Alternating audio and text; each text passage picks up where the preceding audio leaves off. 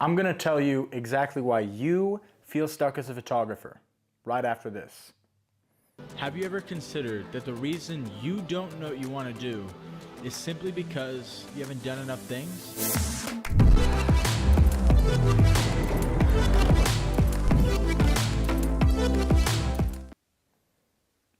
Hello and welcome back to the Morning Cup of Joe podcast, this is live, so I guess we can call it the Joe Show.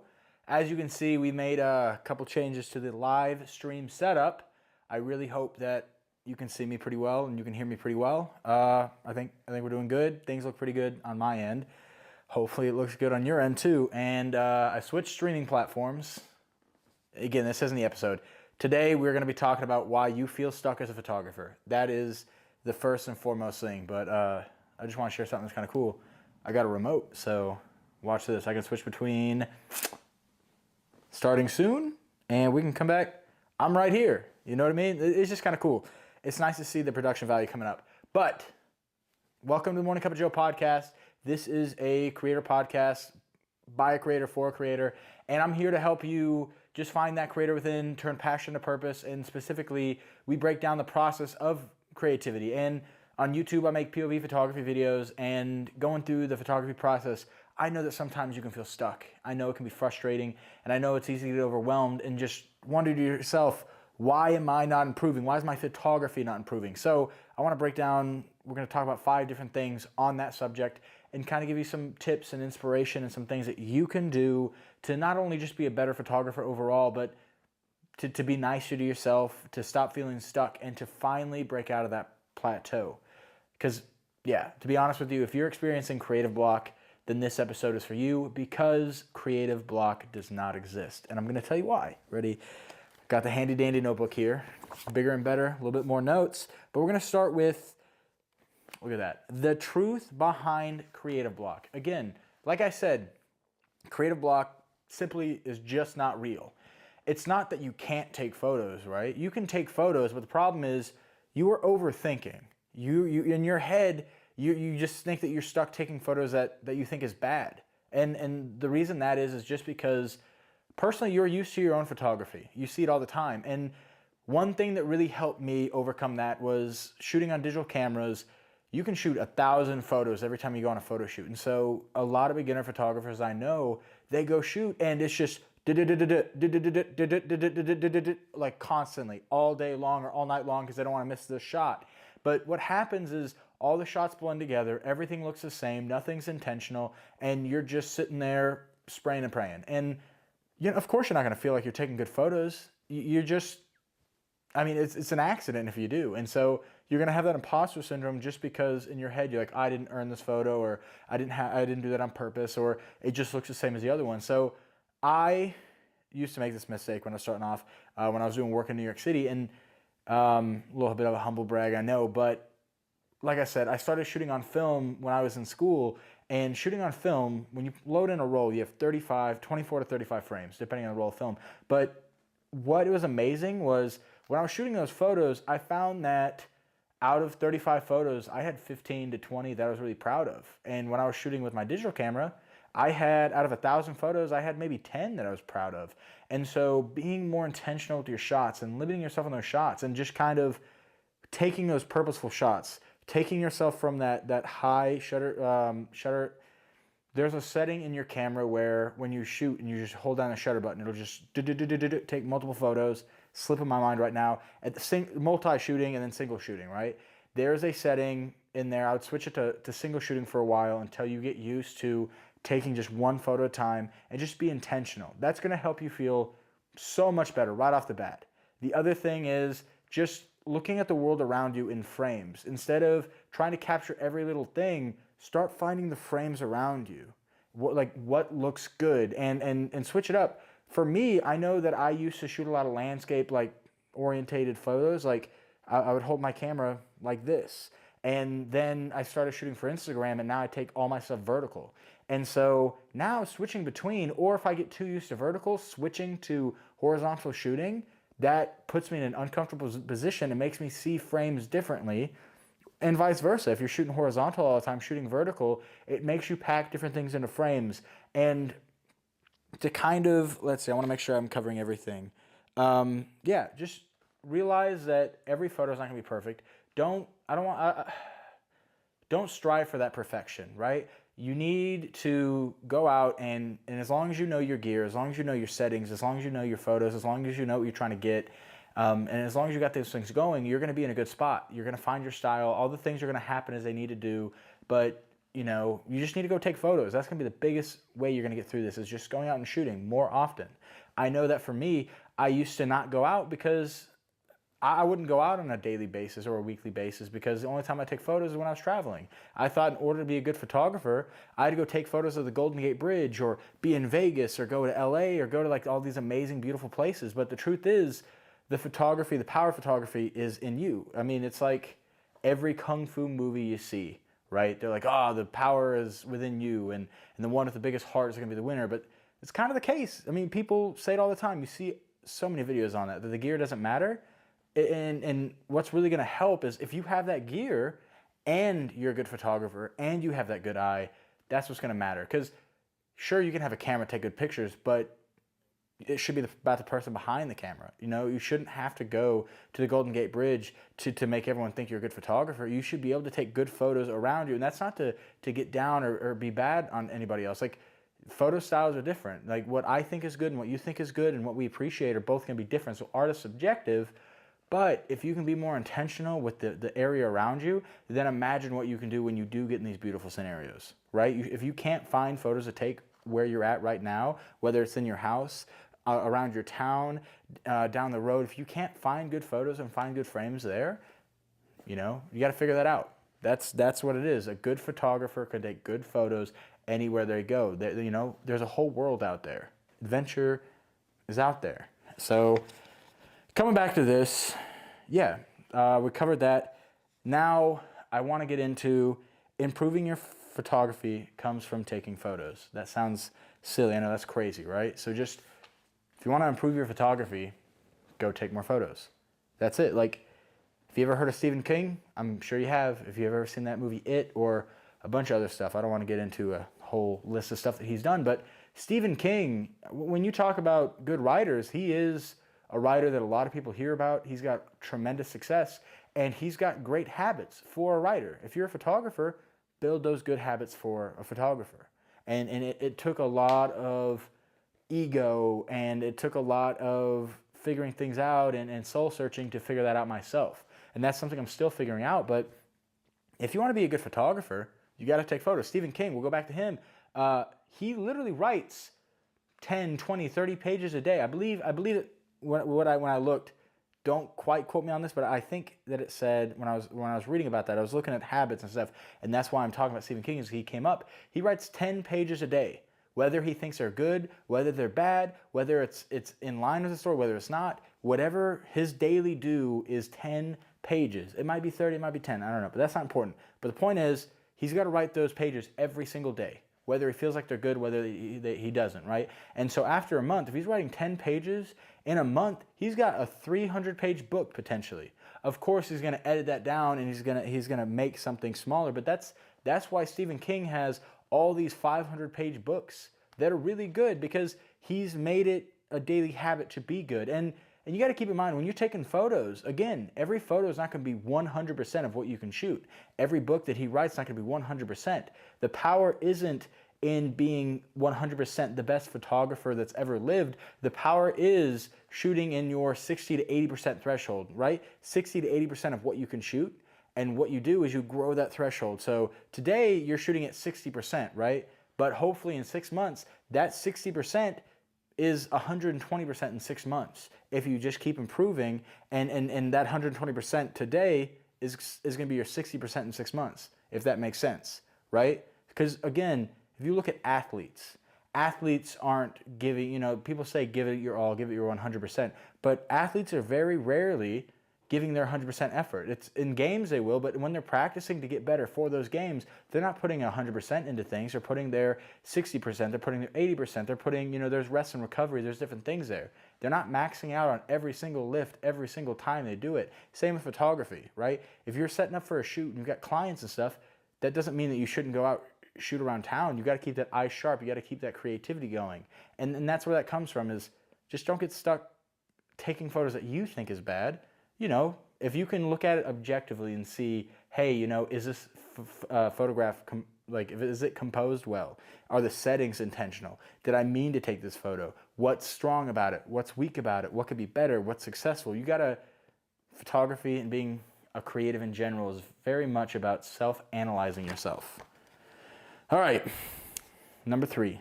So if you're going to be a better photographer, one thing that I have in terms of just advice for you is put yourself in a box, limit yourself.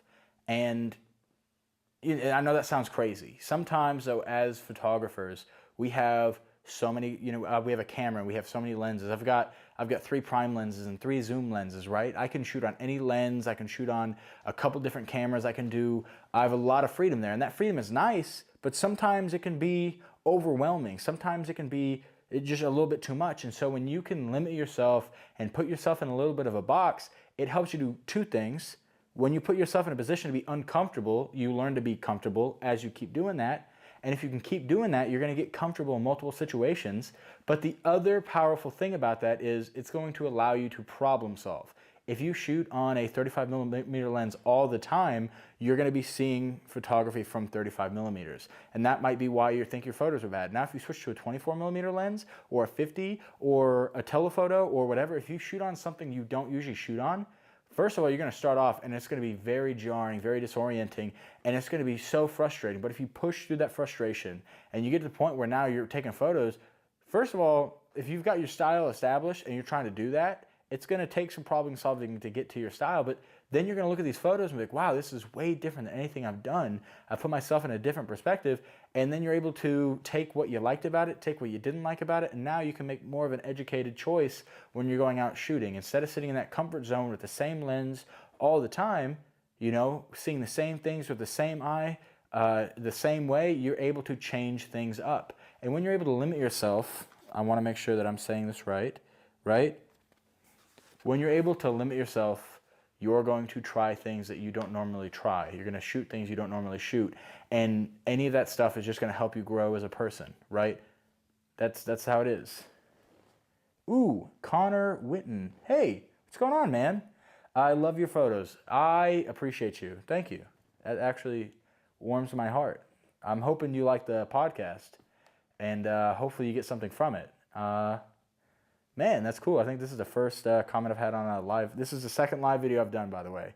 So that's nice. I appreciate you, Connor. All right.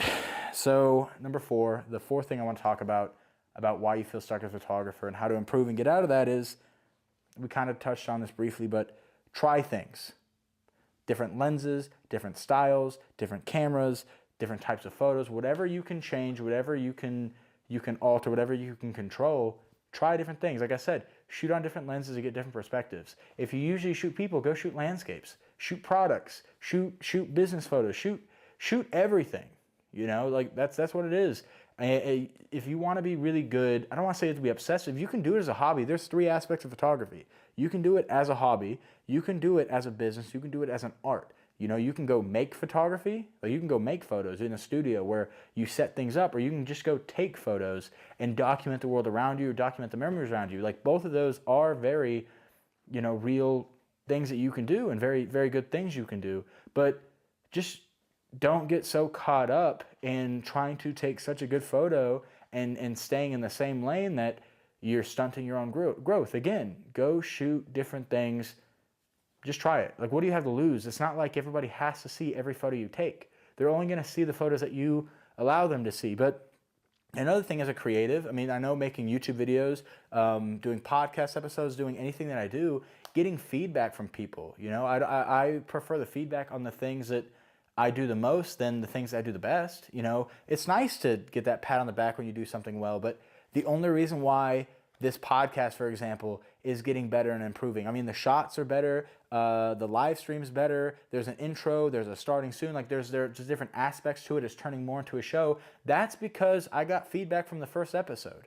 You look at my YouTube videos, back when I started, and I was making food challenge videos and I didn't know anything about cameras. And now I'm able to take a passion and take what I'm good at and take what I want to help people with.